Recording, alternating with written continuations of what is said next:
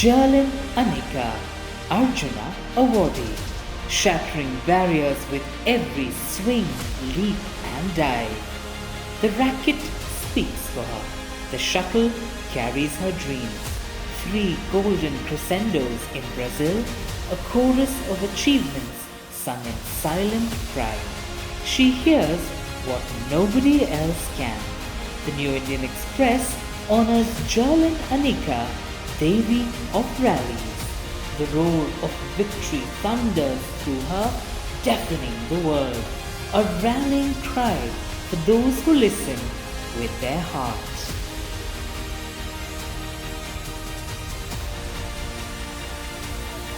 Join us on stage and our presenters to do the honors.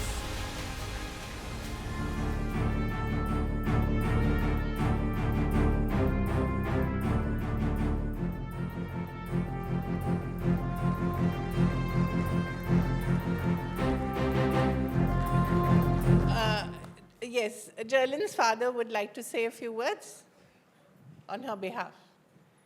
Yes, please, in Tamil. Go ahead.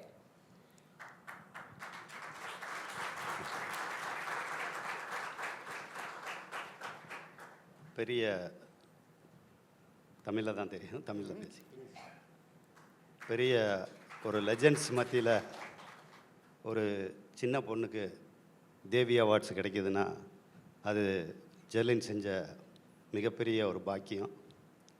ரெண்டாவது, கடவுள் அவளுக்கு கொடுத்த ஒரு வரம் இது.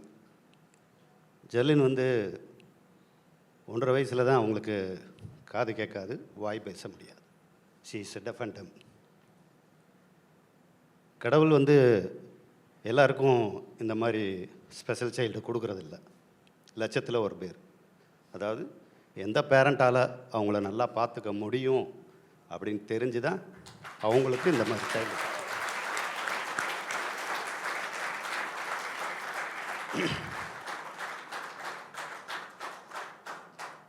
அப்படி ஒரு குழந்தைய எனக்கு கொடுத்ததில் நான் மிக கர்வமாகவும் பெருமையாகவும் கடவுளுக்கு அவரோட சொல் அப்படிங்கிறதுல என் பொண்ணை நான் வளர்த்து வந்தேன். அவளுக்கு என்ன இஷ்டமோ அப்படிங்கிறதுல பார்க்குறப்ப பேட்மிண்டனில் அவளுக்கு ஒரு ஆர்வம் இருந்துச்சு. அந்த ஆர்வத்தை தெரிஞ்சு 8 வயசில் ஜெர்லினை பேட்மிண்டன் ஆடுறதுக்கு கூப்பிட்டு போனேன். டெய்லி ஒரு 10 ஹவர்ஸ், அதாவது 10 வயசுல இருந்தே 10 ஹவர்ஸ் ப்ராக்டிஸ். நான் அவளை ஆரம்பத்திலேருந்தே சாதாரணமாக சும்மா பொழுதுபோக்காக விளையாடக்கூடாது.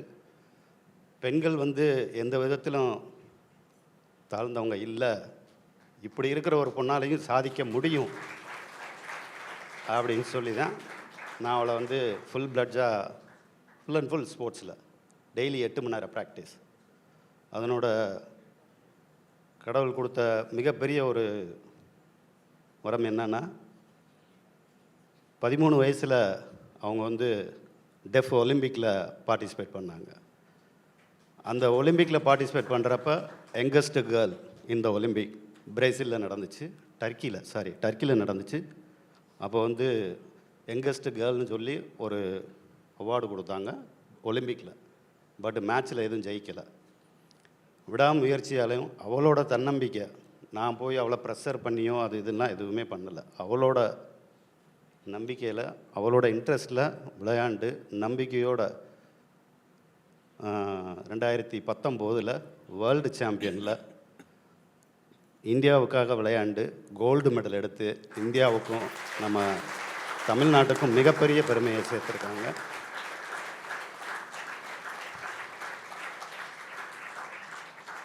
பேச முடியாத இந்த ஜெர்லினை பற்றி அன்னைக்கு இந்த உலகமே பேசிச்சு. ஸ்போர்ட்ஸ் சைடில் ஜெர்லினுக்கு சிந்து தான் ரோல் மாடல். அவங்கள மாதிரி ஒரு இடத்துக்கு வரணும் அப்படின்ற வைராக்கியமும் அவளுக்கு நாங்கள் நிறையா சொல்லியும் கொடுத்துருக்கோம். கடைசியாக 2022 ஒலிம்பிக்கில் 3 கோல்டு மெடல் ஜெயிச்சு இந்தியாவுக்கு மிகப்பெரிய ஒரு பெருமையும் தமிழ்நாட்டுக்கும் சேர்த்துருக்காங்க.